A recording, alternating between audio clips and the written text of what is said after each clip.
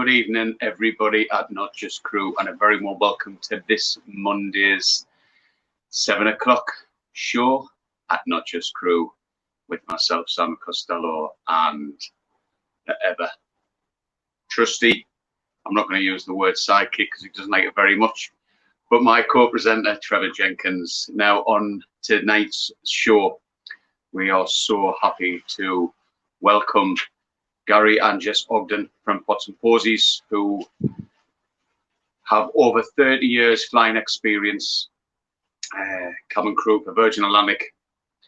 That's a long time, a lot of experience, a lot of stories to tell, but a lot of happy memories. So we will be sharing many stories of all things flying with Gary and Jess. Now, obviously, Gary still flies. He still is up in the air, but along with these beautiful wife, Jess, started their own business, Pots Posies, in Arundel, which is an absolutely fantastic location. Now, myself and Trevor were lucky enough to get ourselves down there, catch up with Gary and Jess just to find out how things have been going, what's it been like, obviously, over the last 2 years with all the redundancies, how they found it, kind of the effects of COVID, how they've coped basically, and also starting up their business, which has been going on for quite a few years now. So we'll be finding out all hints and tips and getting lots of advice from those guys. So without any further ado, I will be passing you over to Trevor very shortly. However, just before I do that, I'd just like to let you guys know that Not Just Crew, as well as our website, which you'll find on notjustcrew.com, where we also have the Crew Market, which is the place where we sell and showcase all of our amazing items on the Crew Market. And we also have our podcasts, which are available on iTunes and Spotify. We also have our YouTube channel, which has nearly 560 subscribers and increasing daily. We have our Instagram channel on social media, which is quite new to us. So if you could possibly share, like, and follow us on all social media platforms, including Twitter, LinkedIn, Instagram, and TikTok. Now, these things are all new to our good selves. But please like, share, follow us, and spread the word of Not Just Crew, because we are here to inspire, encourage, and support, and to give you guys as much option out there as possible. So, as I said, enough of me rambling on. One more thing just before I go. Get signed up for Project Wingman. That was an amazing show last week. Jerusalem. No troubles me saying that word, Trev. But I know where you're coming from. So yeah, sign up to Project Wingman if you do have any spare time to volunteer for that amazing charity to support the NHS, and watch all of our previous shows. If you are not a member of our Facebook group and you are watching on YouTube, there is some of our shows on that platform. However, if you are in the group, all of our shows, which date back to just over a year now, are available exclusively for you guys. So please keep encouraging, keep supporting, and keep inspiring, and share your stories, because that's what we're here for. We're here for you guys. Anyway, enough jibber jabber. Let's catch up with Gary and Jess at Pots Posies and enjoy tonight's show.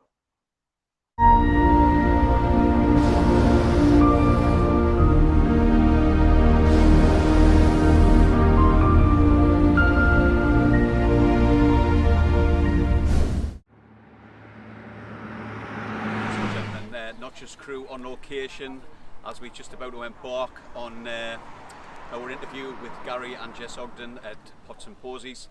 We're in the beautiful backdrop of Arundel in West Sussex, so join us a little bit later on for our show with Pots Posies. Let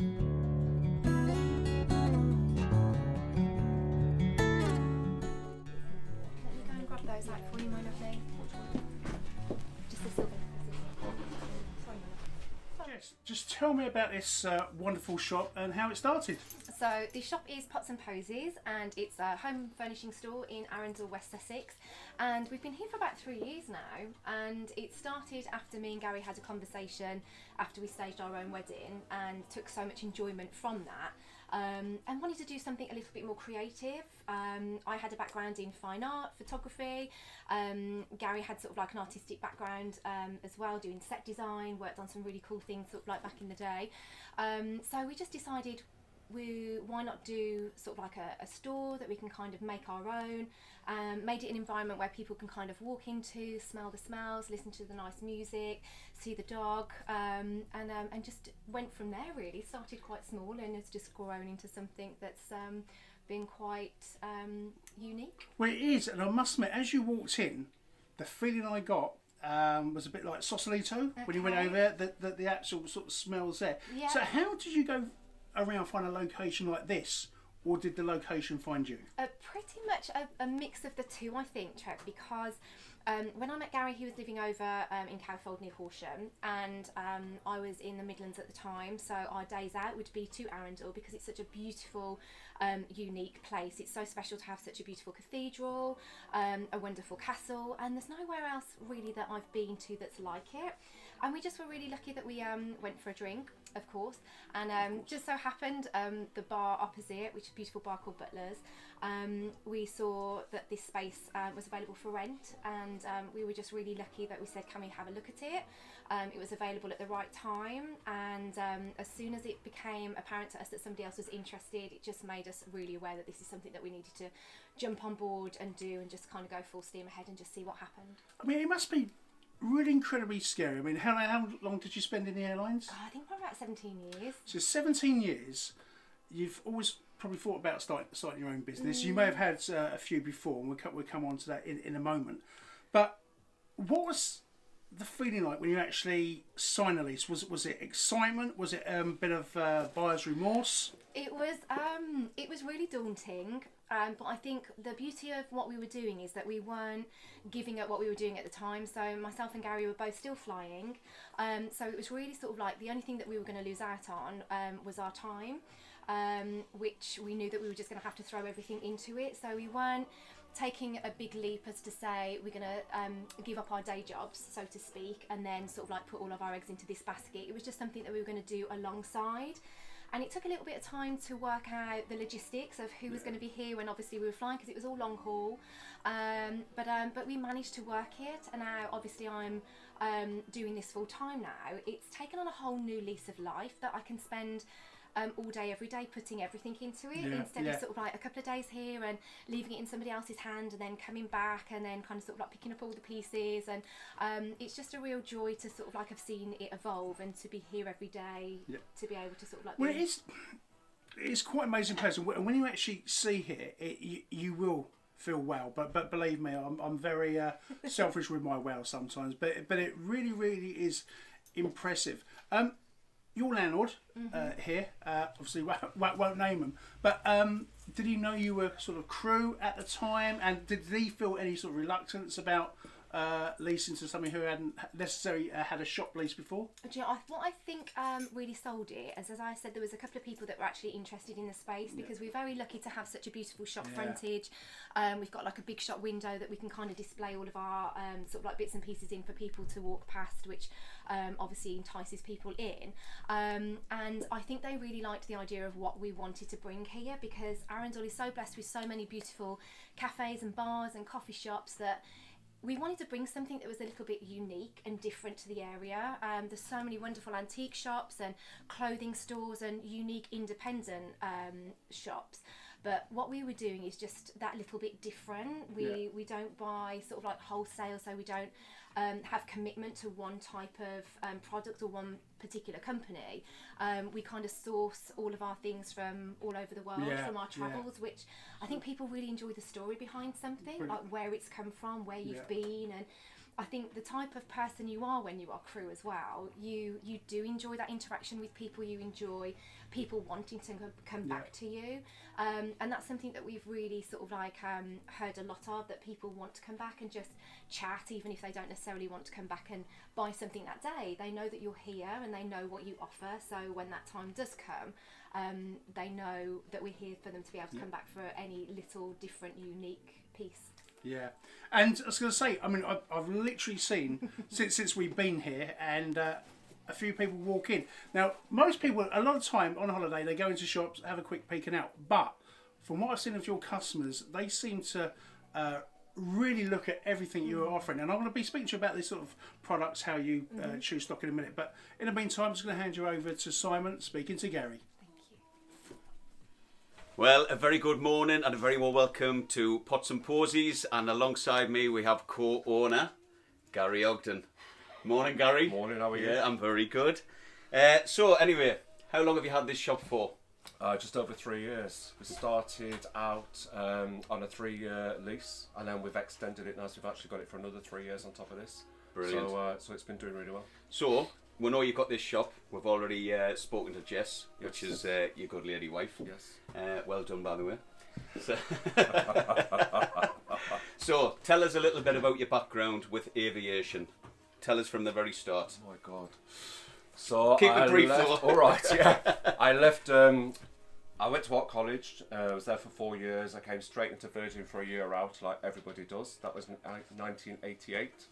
And I'm still there now, so I've been there for 33 years this year, and in that time I've been a service instructor, I've been a crew manager, I've looked after Manchester, Lagos, I've done a lot, and now I'm 70% flying, and then the rest of the time in here helping Jess out with her business. So how have you found the last, say, 18 months with obviously COVID going on? How have you found it yourself?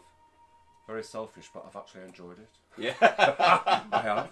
It's given us the time to be together, which you would never get when you're flying all the time, because our rosters used to cross over. And so it's given us our time at home to be able to do stuff. It's given us our time to put our efforts into this shop, thinking about what extra things we can do business-wise, just looking outside and what we're doing every day, really. Have been flying as well, so I've been doing cargo flights, and then the last few months I have been flying like full time, which is nice because you can still go away and buy things for the business, so it's getting a bit of normality back, really. Did you find it a bit of a struggle, or with obviously all the redundancies going on in the airline industry? How did you kind of find that process? Did you find it tough? Did you find it did it personally affect you, kind of thing? Yeah, I think throughout the time that I've been in Virgin, when we've gone through the Gulf War, when we've gone through SARS, all of it, when we've actually lost crew through the business, which has been very sad. But when we were both in the same position, my wife and I, Jess, we were going through everything. When we got those emails to say we're both safe the first round, it was a great feeling knowing that we still had safety within the airline. We both had a job. But again, we knew we had this shop to sort of back us up, so, as a job and to get an income. And then unfortunately the second round came, and then Jess was put into the holding pool, which was really sad. But again, the opportunity to come back when she wants to, and then I've carried on, which is good because we both, at least I'm in the airline now, so we can still both go away on our trips in the future, and I still get the benefits from the airline for us both. So, but what about, obviously we've built up a lot of relationships in our life with flying. Yes. I mean, I took redundancy in 2009, and you've seen a lot of things in those 3 years. Yeah. You've met a lot of amazing people, kind of thing, and you've seen the effects of COVID and how it's had on their personal life and all that. So have you still managed to maintain relationships with friends from flying, kind of thing, and people who have maybe lost their jobs, and how it's affected them? And we I think within the airline industry, you do make those friends that that you're going to be friends forever, even if you don't see them every week. That you're still going to be in contact with them, and you always catch up from where you left off. So that you've always got good friends, and you like yourself, not seen you for so long. You walk in and it's like I only saw you yesterday. Absolutely, yeah. So that's what I like about this business, is the people. And I know everybody says it, but it is the people that keep you there. And if it wasn't for them, I don't think the airline would be as it is now, really. So you still keep in touch with people, which is nice. And especially people you've flown with in the past, passenger-wise and stuff, so they remember you and they'll catch up with you.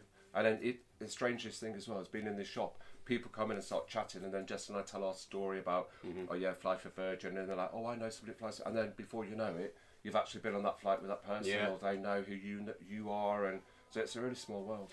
Really. I know it's true, because like, I mean, even like with me being an ambulance driver. Yes. Yeah, it's been publicised in the last hour. That I don't do anything other than drive an ambulance, apparently. Yeah. But like, even in that environment that I am up north, there's people who've like flown for the airlines. There's not necessarily Virgin, but like people with other airlines, you know. Yeah. And it's such a close community. You're not too far away from like a common interest, or like even like a destination like you've probably both flown to as well, you know. Exactly. And it just connects so many people like travel.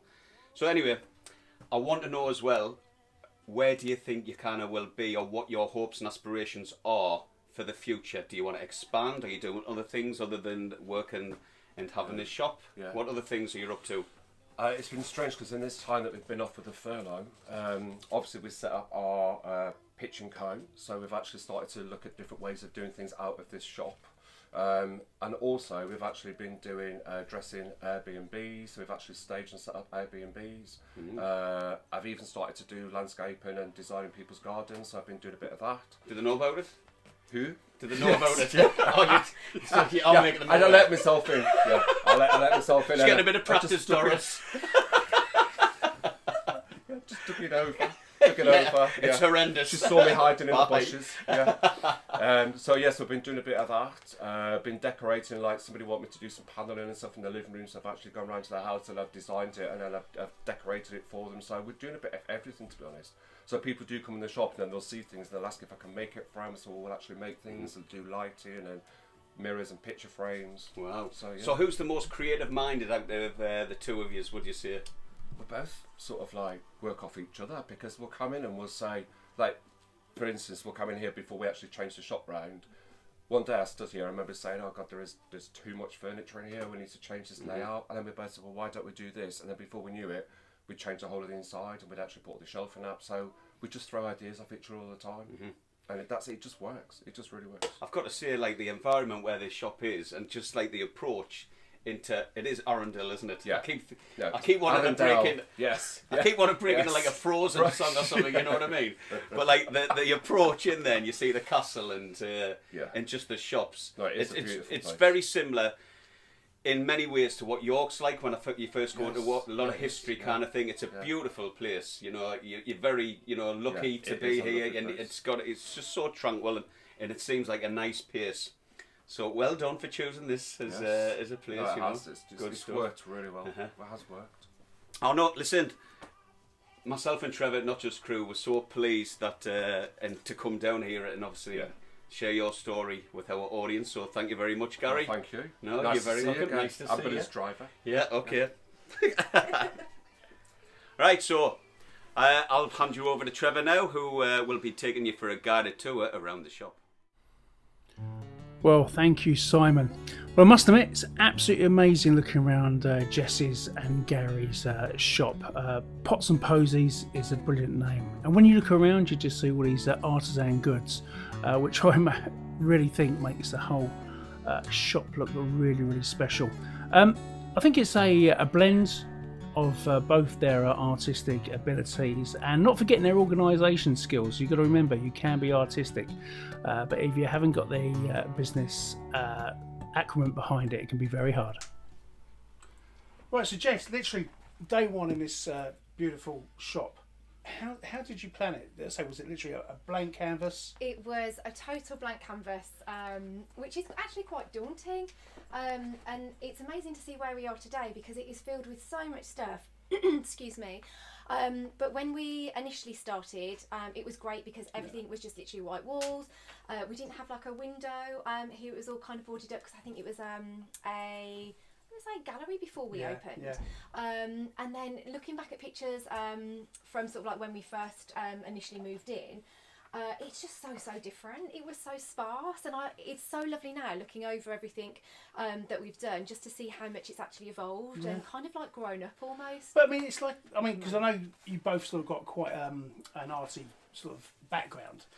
Did you have ideas from the moment you saw it, or did you sit down with a sketch? Because I mean, the reason I say that, your product seems to sort of just sell themselves. I couldn't do anything like this, so how do you even start? I think what's really nice is again, from flying, we've brought a lot of our produce back from all of our trips. And I think that's what makes it so different. And like you say, like the things that we sell kind of sell themselves because they're not really mass produced. You don't find them sort of like on your local high street. Everything's very different. That we had the beauty of being able to sort of like source ourselves, which is really nice. And to be able to do, we had a lovely lady called Christina who runs Parkminster Products. Which was a local company based in Partridge Green, now since located to Cornwall. And it just, these chance meetings, sort of like she came into our shop one day, I think we'd been here probably about 2 or 3 weeks, probably still like rabbits in a headlight. And she had a really good feeling about the store and she asked if we would like to stock her products, which fit beautifully. And we've almost become like a Parkminster store, the amount of products that we actually have. It is. And with both of you having like I say, an excellent taste. Are there any ever creative clashes? Never. Really? No, that's hard to believe. No. It's nice actually. It's really lovely. I think because we've got very very similar taste, and I think it's very unique, sort of like what me and Gary have in the fact that we obviously used to fly together, live together, married, set up a business together, having never done anything like this before. So there's very rarely sort of like days when we're not actually kind of doing something to do with sort of like the business, whether it's ordering, sourcing, shopping. So yeah. Is there ever a time when you're both either not working or you say, right, after 9 o'clock we're not going to talk about business? It just carries on. Is it literally from the moment you wake up in the morning? Pretty much. I think starting like the wedding staging, home staging, Airbnb staging, Pitch Up and Co. It's really lovely because like you can see how everything has evolved, and since not flying, that's something that I was really conscious of, like filling my time and feeling that I was actually doing something, and it's kind of spiraled, which is so lovely. And I feel like we've got a better balance now in the fact that we've got somebody that's here all of the time, sort of like stationary. So when Gaz sort of like comes and goes, brings. Is that sort of so? Just for practical reasons, has that sort of made you the CEO of Do you this know, operation? we both sort of like joint shareholders, because it was kind of like both of our ideas. We both put sort of like equal amounts into it, and we've never really looked at it sort of like as much as we probably should as that business side of things. Everything just comes sort of like very naturally. It's just kind of like evolved very organically. But do you sort of both fall into roles? Do you sort of, I look after this? It's funny because I love staging everything, and I noticed that when I used to fly and went away for a couple of days, I'd know when Gaz had been in, because he'd have sort of like maybe sort of like a little bit of a different placement, and unbeknownst to me, like I'd come back in and I'd kind of move everything back around, and he'd be like, "You've literally just moved sort of like the couple of things that I'd actually replaced." I know because I work with an ambulance driver, and I know the sort of frustration is somebody does a different job to you. So, but we're both creative. We both sort of work well with each other. But no, honestly, it's amazing. Right, over to Simon. Good afternoon. How are you doing, Jess? Not too bad. Slightly nervous now. No, don't be. It's absolutely brilliant to be here and just to share your experience. Perfect. So what I basically want to cover is that we've covered a few things about the shop and how you started the business and what your future plans are. I want to kind of know a little bit more about yourself, like what your passions are, like tell us about your journey as well in the airline industry. Did you join Virgin or did you fly for other airlines? So tell us a little bit about you on a personal note.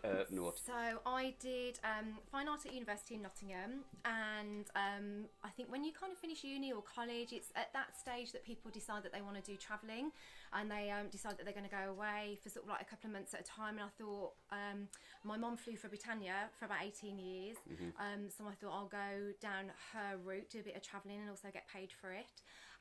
So I think I finished my last day at university, rent ran out on the Wednesday. I think I had my interview for Virgin on the Thursday and found out on the Friday, and then it just spiraled. That 2 sort of like 2 year sort of like stopgap, ended up being 17 years. Wow. And then yeah, loved every single minute. Obviously, got a lot to be thankful for. Met Gary, and then literally 17 years later, life is very, very different in a store, and getting to sort of like be at home every day now is I think a little bit more of a novelty than I thought it would be. It's just really lovely just to be sort of like home every day. Where did you actually meet Gary then? So we met on the inaugural, it was actually a training course for the 787, and we were going to be doing the inaugural to Atlanta. And I was telling Trevor before, we did sort of like promotions, but our paths never really crossed, and we did same route preferences, but again paths never crossed. And then a period of about sort of like 14 days, we ended up doing the same flights, same promotions. We kind of just got thrown together, and then the rest is history. So what is it?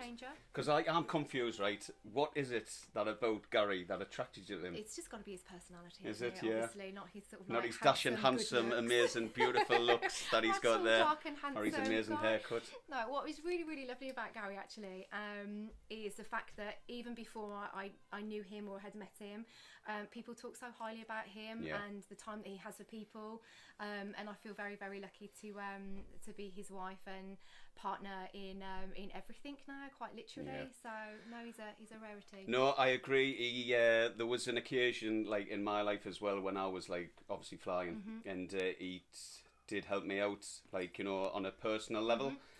Actually, when I went into the office kind of thing, sat down, I needed someone to talk to. He was actually there, and he gave us the right guidance kind of thing. And it's something that I'll never forget in my life. It was like kind of a pivotal moment, you know. So I'll always be grateful for like what he stood for as a manager, and just kept things nice and simple.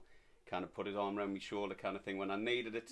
And it was a massive support. So I totally get it, you know what I mean? It's like, and I guess it's such a special kind of environment to be in, flying, because you do meet amazing people. I mean, you guys are doing absolutely phenomenal here, you know. And it's all testament to kind of like the skills that you've got as crew, like you've acquired, and it just goes to show that there is life after flying. Absolutely, and I think credit to sort of like how you are as a person, how you interact with public, and it's nice actually to have like our platform to be able to do the same thing that we used to do sort of like on board. You engage with people, you want to please everybody that sort of like is in your path, and it's really nice to have this where you get to see the same people coming back because they know that they can come and they can have a chat to you. They don't feel the pressure of having to buy something. They just like the environment that they were in, just to come and have a little wander. And we do have like our regulars. We have people that travel sort of like a bit more of a distance that you might not see for about 3 to 4 months at a time, but they come back, and that's really, really lovely to welcome them back, and to feel that you've developed something and created something that actually makes people want to return, which is really, really, really lovely. Oh, brilliant. Yeah, thank you so much. Absolute We're so pleasure. lucky to be here and to share the story again with you very guys. much. So thank you very much for having Thank us. you. Over to you, Trev. Right, guys, you've obviously made this a real success. Now, but when it all started, how much were you actually both prepared to put in before you sort of called it a day? Obviously, it's fantastic now. And did you have a limit as far as you'd go? I don't think we actually ever did we? I think we were optimistic in the hopes that we were going to make it work. Yeah. And I think the beauty of it was that we both were still flying at the time, weren't we? So it was a bit of a juggling act, but I don't think we ever thought of it not working. I don't think we ever anticipated it going as well as it has, because we'd never done anything like this before, had we? But I think we knew that we'd get out of it what we put into it, and we gave it 100%, didn't we? So. And how did it work? I mean, was it your own capital, bank capital? It was ours, wasn't it? Yeah. Because originally, from when I sold my house in Horsham, we had some money. I had some money left over from it once we paid for our wedding and our house and everything else. Yeah. And then one day we were just started talking about doing. Hello. The dog. No, Sorry, carry on. the dog's got an allergy. Don't worry. Yeah, I've got an allergy. And we just sat there one day, and I said, "Look, I want to help you out. I want you to do. I want you to do what you really want to do in life." So then I said, "Look, let's just use the money I've got, and let's just start a business. Let's just do it." So we had so many ideas, didn't we? Because you wanted to do floristry initially, and then we decided let's just do a shop, and we'll do like. When we first started off, we started to just make things, didn't we? We don't really have it as a home furnishing store. Yeah. And people start, because of the name of the shop, people start to think we're a florist. Yeah. So people are coming asking for like, where's the all flowers, sorts. and we weren't selling it. The pots. And then we just became more of a home furnishing store. That's a great point. Where did the name come from, and how long did it take for that name? When we started Not Just Crew, as you know, I was working with Alex, who does podcasts, an ambulance driver, Simon Costello. How did you come up with a name? Because we had lists and lists, because we weren't going to be called something else. We changed our name. But I mean, the name fits. It absolutely works. I think we were actually away on a trip at the We sat time, on a weren't beach, we? didn't we? Yeah, We which sat on a is- beach, on a trip with a notepad, Yeah. and we were just going through everything, weren't And we? very, very like yourself, just had like a number of different names, and we wanted something that we could potentially branch out to different things, and you know, whether or not it went into floristry, but now obviously we've gone into sort of like the wedding staging, so that fits in with that. Then we've got obviously like the sister company, Pitch Up and Co, which kind of all ties in. It just it was a name. We were thinking maybe from shore to store. But I think the logo and everything that we kind of sort of like pinpointed down just fits with Pots and Posies. Oh, so. definitely the right name. And when we've been doing business podcasts with Not Just Crew, so much emphasis is put on business plans, projections. How did that work with you guys? Because it doesn't always work. Sometimes you just know, and you take it one day at a time. Much planning? We did, we just knew, didn't we? I think you've hit the nail on the head. It was just a case of like, we're going to see what happens. As Gary said, we had like a 3-year lease to begin with, whereas I think we had a break clause after about a year and a half, so we knew we'll put our all into it. If it's something that after a year and a half we're going to have to sort of like say, well, we gave it a shot.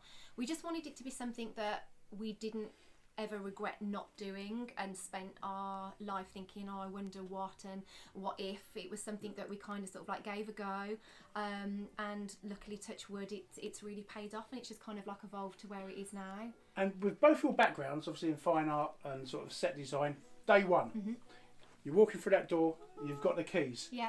Was it fear? Was it excitement? It was excitement, but also nerve-wracking, because when we had our first customer, I remember they actually bought a doorstop, didn't they? And we were like, oh my God, they're actually buying something. And it's just crazy to take ourselves back to that moment and opening the door for the first time to where we are now, and it being so natural, and you know, having people, as I say, come back, and you know, people asking Gary to make, you know, whether it be sort of like a shelving unit or sort of like recreate a light that you've done for them beforehand, and it kind of has taken us to all different avenues, hasn't it, which is really, really lovely. So not just being sort of like the store, and it's kind of like the hub where everything else is kind of like branched out. It shows how we both worked from the very beginning. We walked into here, and then I was there working out like how to sort of like put things on the wall, or do we paint it, do we decorate it, how do we do this, and then Jess is arranging her flowers on a cabinet. That's the pretty. counter. So I was thinking like, I think structurally, how can we going to do this, and how's that going to work, and let's do this with the money, and how can we sort of like, how we can use that money.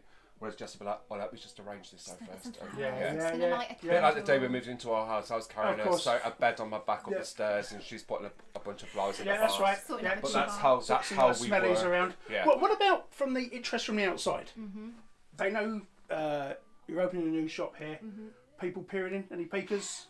We had a little, we kind of blacked out our windows, didn't we? And then we had like a little square where we kind of did like a little mini display. So it was kind of like a bit of a taster and a teaser as to what we were going to have. And we made a conscious effort to go around to sort of like the different stores, just to kind of introduce ourselves. And we were really conscious of not wanting to tread on anybody's toes, were we? And we didn't want anybody to be thinking, like wondering what we were bringing. So we just kind of, you know, bit the bullet and just kind of introduced ourselves, and you know, talked about our background, and took the dog, because that's always a little bit of an icebreaker. Yeah, of course. And everyone's just been really supportive. And what about let's say your neighbours? Were they welcome of a new business? Did they sort of sense competition? And in fact, is there competition, or is everyone around here just completely different types of shops? It just feels there's quite a few like second-hand places, independent, and antique places, but I think everybody brings their unique sort of like style, don't they? There's like a beautiful florist down the road. We've got sort of like stores that sell an array of things, but I think we wanted to kind of just be that little bit different, as I said, not selling wholesale pieces and having a story behind each thing that we've brought back, and collaborating with sort of like local companies, sourcing things that are all natural, that kind of work within the store. Story, don't They they, do, well? and I People think come it's in just to Well, buy a something. backstory, what we've noticed on Not Just Crew, is really, really important. But knowing what you know now, especially sort of taking on a lease now, knowing what you know now, what would you change? Would you have done anything differently at all? No. I think initially there's always that moment of like, okay, are we doing the right thing? And I think what really sealed the deal for us was when we found out, as I said before, that there was somebody else interested in this property, and it just made us really aware that this is something that we really want to do, and just sort of like going in full force, because I think the more you think about it, things can get taken away from you, and you know, we could be walking past this shop and it could be sort of like a completely different unit, and we would have already we would always have that regret, wouldn't we? But we just kind of. So you're expanding? Yes, we are.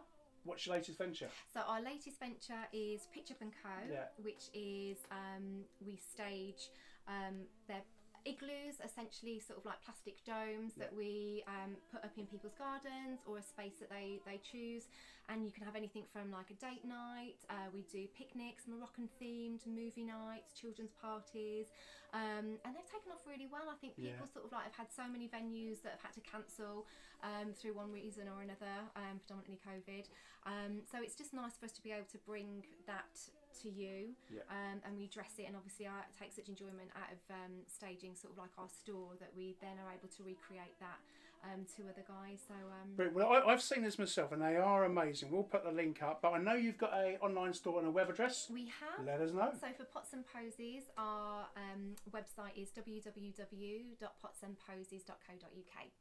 Brilliant. Well, from Not Just Crew, on one of our first locations from Arundel, thank you so much for watching. Thank you very much.